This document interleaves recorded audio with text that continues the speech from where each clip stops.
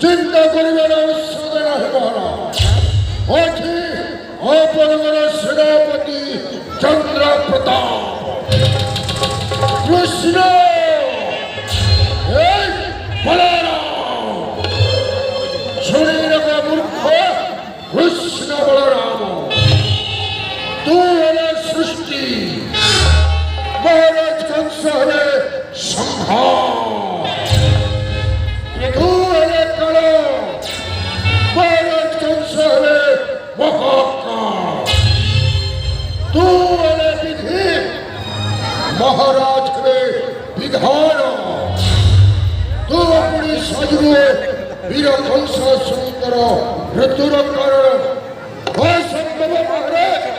অসম্ভব শিরচ্ছাদন করবি কৃষ্ণ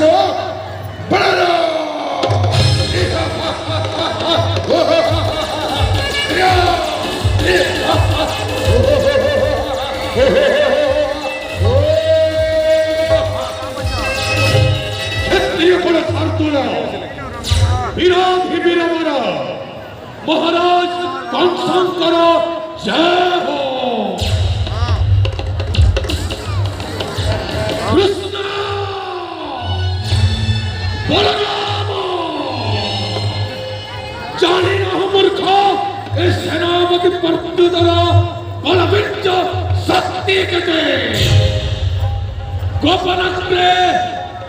গোচার করুথিবা সামান্য দুগ্ধপুষ্য শিশুদ্বয় দুঃখে এ সেনাপতির অঙ্গে অঙ্গে প্রবাহিত রাক্ষসর স্মরন্ত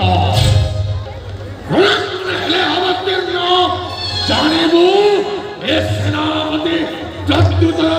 বলবীর্য শক্তির পরাক্রম।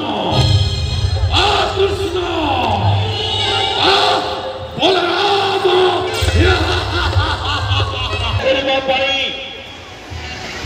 অপেক্ষারত আমার সেনাপতি করে এবং চারমস্তিক মহারাজ হেলে হে মথুরা নরেশ সব শব্দ পূর্বক ভূধাতু জীব প্রত্যয় পাদ করে